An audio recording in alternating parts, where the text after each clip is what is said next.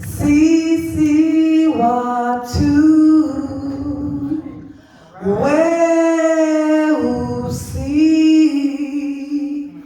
watu wazuri, pamoja tutashinde, pamoja tutashinde. Sisi watu weusi,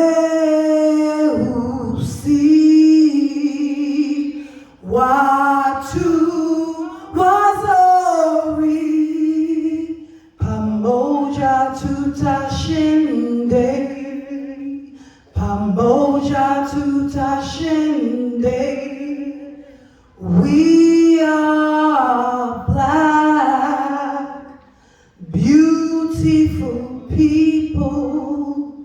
Together we will win. Together we will win. One more time. We are black, beautiful people. Together we will win.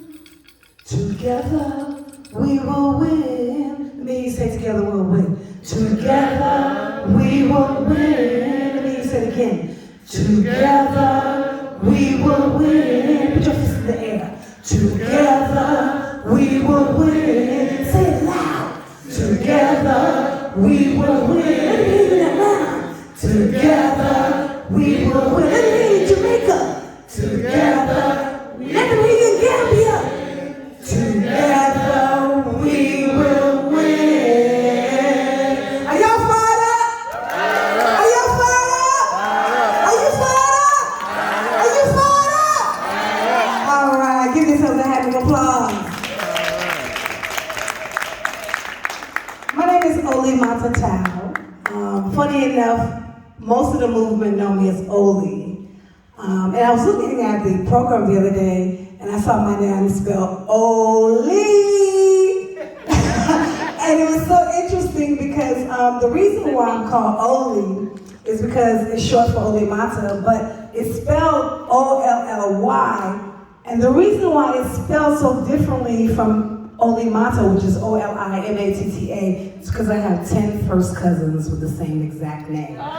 So when I was born, my mother said, I'm not gonna spell her name like everybody else, I'm gonna spell it with a Y so that they can tell this is the different Olly. I tell that story because Mama Bahati spoke about my mother, Connie Tucker. She was one of the stalwarts of the environmental justice movement. She created, most of you know her work, and for those of you who are not familiar with her work, I'll just remind you of some of the few things that she did that were very impressive in the environmental justice movement. But she was on the board of directors of the National Environmental Justice Fund. She coordinated the Region 4 EJ Task Force. She received a Resourceful Women's Award for Sustainability Work at the 1998 Bannerman Fellowship for Lifelong Activism. And she was also one of the key organizers of the Southeastern Regional Environmental Justice Conference that was held in 1991 or 92 at Xavier in Louisiana. I was one of the young people that was a part of that conference. And I was on the board of directors when they were organizing that conference. And I was one of the young people that was pulled to create the youth wing of the Southern Organizing Committee for Economic and Social Justice. That youth wing was called the Youth Task Force. And our director at the time was a young woman by the name of Angela Brown. I was the one in the streets doing the work, majority of the work. So from the age of, I just want to go back a little bit. From the age of 13, I got arrested in Selma, Alabama around the voting rights movement work that my mother was doing with 21st Century. At the same time I was doing that work, during the summers, I would come and be a part of the Black Youth Leadership Development Institute. So I was being trained in two different areas. I was being trained in the area of the Black liberation struggle and the movement, and I was being trained in the area of civil rights and voting rights. So I got a full scope training as a youth leader from all aspects of the movement. So at one point, we marching and kumbaya, we shall overcome. And the next point, we learning how to arm ourselves, to protect ourselves, and doing self-defense, and learning African cultures and songs, etc. And the reason why I make that point, because when we talk about youth leadership and youth vision, we've got to learn how to work with young people. Because I think as adults, we go over their heads a lot. Now, I remember part of the youth task force, our struggle was, the elders want to tell the young people what to do, and then the young people want to do their own thing. Then you have people in the middle, like myself, I'm in the middle now, who are not young anymore, and we're not elders either. So I created a term called yelders. You're a young elder.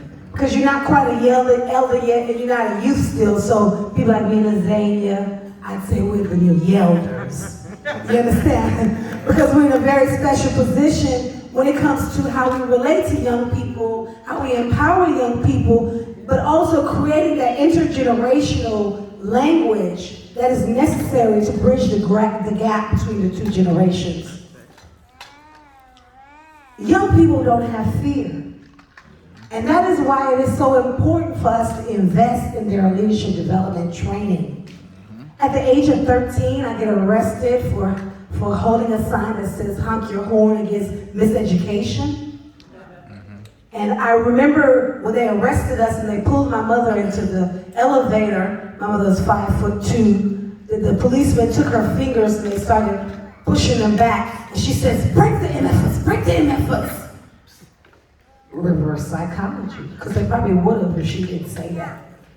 And then at the age of 17, I'm sitting in my office at the Youth Task Force office in Ujima, and then some young people from Birmingham come up with Baba Ahmed Obafemi and Ishmael.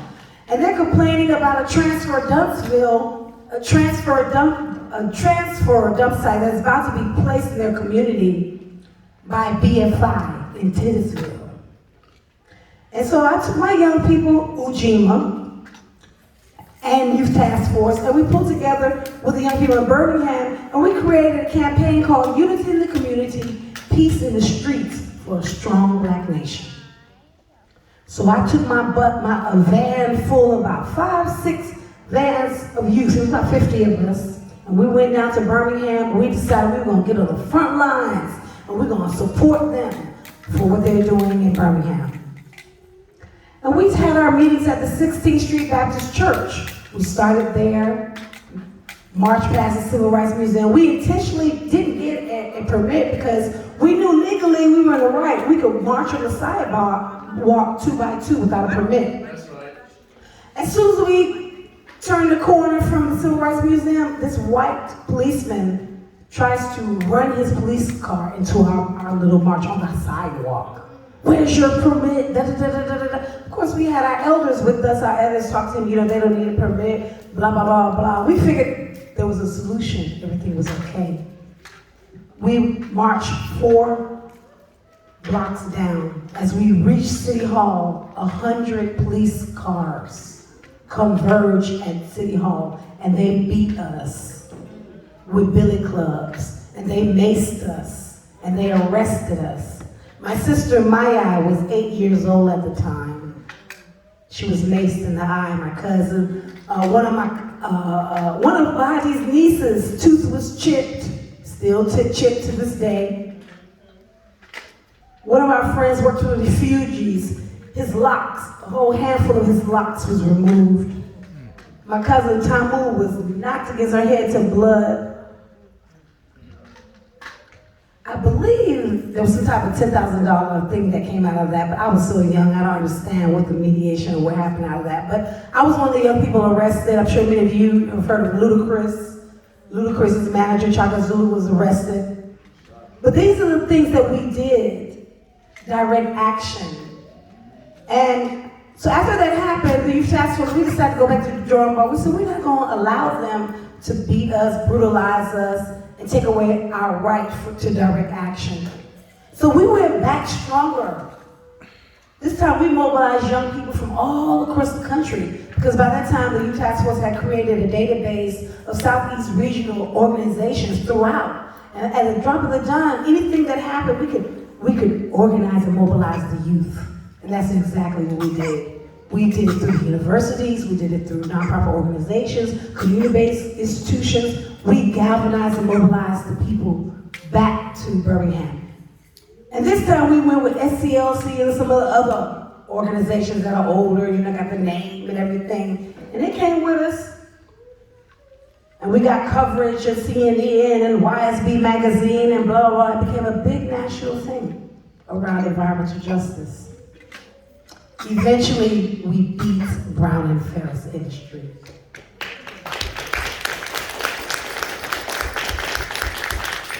And we won that battle. Because it's a war, and we're still fighting the war. So I tell that story because it's important for young people to know that it's with us. The civil rights movement was us. Right now, I was just in Selma a few weeks ago, and the 80-year-olds, 70-year-olds, they're tired. They can't even march over the bridge, baby. They got to push them over the bridge with a wheelchair. But they were young when they started. And they still talking about what I did when I was. Well, what are you doing with the young people today so that they will do what you did, so they won't be when I was? Oh, there's a struggle with passing on the baton and the leadership. I'm in my 40s, but the people that trained me, I had working. They should be sitting down, enjoying and relaxing the rest of their lives. The baton has to be taken, obviously. Yelders, we gotta make them sit down, or we won't have them around. I lost my mother at 64. And she died of lung cancer, and yes, she was a smoker, but so was Ann Braden. Ann Braden lived in her 90s. How many of y'all remember Ann Braden? Any of y'all remember the name Ann Braden? Ooh, y'all got to dig deep and understand the history of the environmental justice movement if you don't know a name like Ann Braden. I'm not even gonna tell you, go do the research. Ann Braden. Ann Braden was in her 90s. She was smoking. I know tons of people that smoke. My mother went into communities like Cancer Alley. She would spend weeks and weeks and months in these communities organizing. You want to talk about the violence in our community? You can't talk about violence in Black communities without talking about lead poisoning. Thank you. There is a direct correlation. And we talk about what's happening is right now, when you look at the most violent group of young people, they're between the ages of 10 and 14. How the hell is a 10-year-old so violent that they're killing each other? A 10-year-old? But we don't make the correlation between violence and lead poisoning. And in most of the projects, the paint is lead. Most of our schools, you go into these schools, they're not going in there and fixing these schools up. They're still old. The paint's still chipping off the walls from the 70s and the 80s. And you wondering why our kids can't sit down? Because of what's in the food, and in the water, and in the air, and you don't want to make the correlation. Now I'm going to say something, y'all will get mad at me about this one right here, but I'm going to say it, because I'm my mother's daughter. When you talk about even the rise in homosexuality in our community, nobody wants to connect dioxin and endocrine disruptors to what's happening to our people. What is wrong with us? But when you say something, you're homophobic. Right, say it. You can't attack the repercussions of the situation. You gotta look at the core of it. You want to tell me that young men who have become so feminized and young women who have become so masculinized, that that's natural?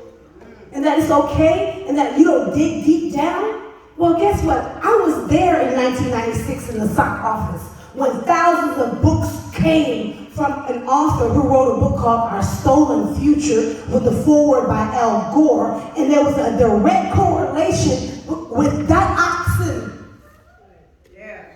in the reproductive system. And I did a research, a paper in college at Georgia State, where I talked about how 10, 20 years from now, black men were going to be less of a man than their fathers. That the sperm counts are going to be 50% less. Dioxin. Why don't we have these conversations? What is dioxin? Paper mill factories, PVC, all these different toxic businesses. Chemicals going into our waters, into our rivers, into our lakes. And you got alligators, you got frogs with both genitals. Come on now. They got proof of this. 70% of the toxins in your womb, women, will be emitted to your fetus. So if you've got certain toxins in your body, they become endocrine disruptors. So you got a boy baby, you got a child baby, it looks like a boy, it looks like a girl, but it doesn't quack like a girl, it doesn't quack like a boy, because of the endocrine disruptors. So you can't fault or discriminate against anybody, because of the way our children are being born with these hormonal imbalances as a result of the dioxins, but you must have the conversation, because it's a genocide of our people. It's a genocide of our people. And we spoke about this years ago. Nothing I'm saying is new. This is regurgitation. I know I'm talking to the choir, really.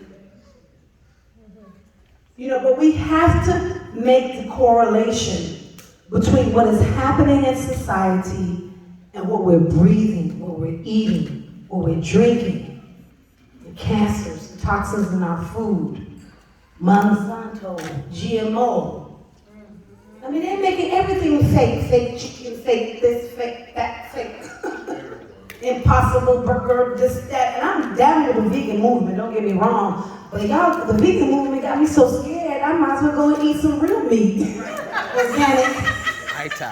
I came from Africa. I've been vegan most of my life, but being back in Africa, I lived in Africa for 5 years, in Jamaica 10 years, so I've been away about 15 years. I tried the Impossible Burger. It was impossible for me to use the bathroom. You understand what I'm saying? You know, so we have to be very, very, very, very aware of what we're doing to ourselves, our bodies, and our communities.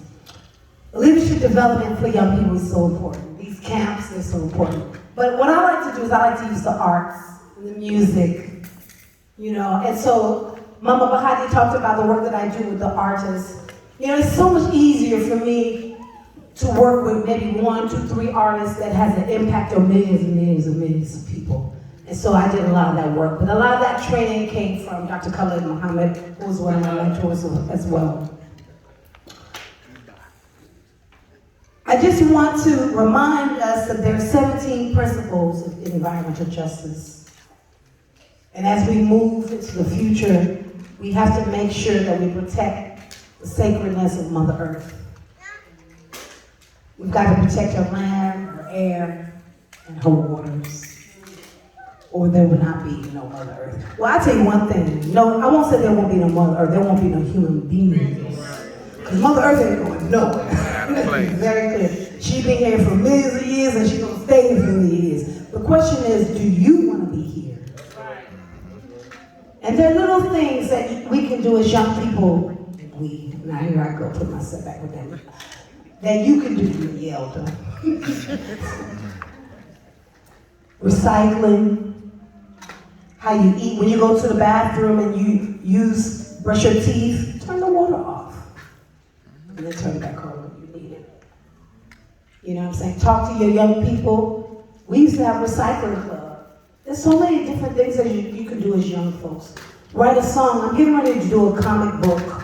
How many remember Sister Kathy Llewellyn? She has a granddaughter who is such a brilliant artist. I'm going to do environmental justice like comic voting with her on environmental issues. So we have to come up with creative ways to reach the young people, and get them involved continuously. And it doesn't stop here. Keep on speaking out. Keep on going into the communities. Keep on working with your peers, because the change starts with you. I'm going to be one of those older people a little bit. Yeah, I did that. But listen, let me tell you, I'm going to always have a group of young people beside me and working with me that I grew. We have to teach our young people our history from the Afrocentric point of view. We've got to elevate the voices of impacted community. I'm an international publicist and journalist. I've been published in every magazine, source, Call, you name it. Media is so important. I don't know how many of you all have read Brainwashed by Tommy Burrell, but when you read that book, it just shows you what they market our oppression to us to keep us more oppressed. Say it. Wow. Say it. They market our oppression to us to keep us more oppressed. It's in the mind. The black woman is looked at as the most over-sexualized woman in the world. Tell it, sis. I'm in Gambia chilling, and I'm watching all this stuff that we do here on BT's down there, MTV, Trace, everything's down there in the media. I do all that. But all you see is this, naked. When I came back, I said, wow, I've been gone so long, I'm old school. I'm going to a little event, and people my age, they got clothes on bathing suit in a club. I'm saying, oh Lord, this is what we really resorting to? Bathing suit, they're naked. Our people are losing sense of self and sense of pride. It's intentional. It's intentional. We used to talk about what was happening with hip-hop and the hip-hop industry years ago, when it became commercialized, what it was going to do. Again, we have become now agents of our own oppression. It's like they said in Carter G. Woodson said in Miseducation of the Negro. You don't have to tell me to go to the back door anymore. I go on my own. Even though the chains have been removed, I go on my own. But guess what? The power lies with us. And again, this is why I work with the musicians. This is why I work with the artists. Because it's so much easier for me to talk to a Dead Prez or India Irie or Sizzla Kalonji or Ghost and say to them, can you do a little environmental justice song for me? Or can you do a youth empowerment song for me? And it goes to millions of people. Yeah. But we still do the communication work. So again, my name is Olly Montatal. It's Olimatta, last name Taal. I am the director of Connie Tucker Legacy Foundation. That's CONNITUCKR legacy.org. I've been in the Gambia for the past 5 years. I just came back a year ago back to America. But while I was in the Gambia, myself and an artist friend of mine, Sizzla Kalonji, we were gifted some land in Jufure. Jufure is where Kunta Kinte from the Roots movie. Right. So the chief of the village, her name is Taco Tao. My name is Olly Montatal. So she's like a great aunt. And I've been doing a lot of work in that village through the Roots Homecoming Festival, which no longer exists in the Gambia, where it would be a bridge between Africa and the diaspora and healing around the transatlantic slave trade. And so, with me taking over 400 people to Africa since I was about 17, my first group was with the Black Youth Leadership Development Institute, where we took 24 students, and I was in charge of the Gambia leg of the trip. Since then, I got the bug. I've been taking people since. I took the Boys, Motown recording artist The Boys, in 1999. Out of that came Mama Africa, the song with Akon. They did a thing on TV1, but my name wasn't mentioned. It's cool. I'm getting ready to do my own documentary. But my point is that Africa is a bridge. And the land that we were given in Jufure is on an island just like this. And I was walking yesterday, and the land exactly is where those hotel rooms are there. The river is like really like that. I said to myself, wow, if I can really do this whole complex, this. I'm talking about this. You hear me, Mama Kasima? If I can do this in Jufure, where you all can come home and heal. I need your help to be able to do that. Skills Center, Training Development Institute, Pan African Museum, lodging, farming. You know, let us be able to do that. So again, my name is Olly Manta. Thank you so much for having me. And I'm going to end with a little bit of song, because that's what we do. So, everybody get up, quick.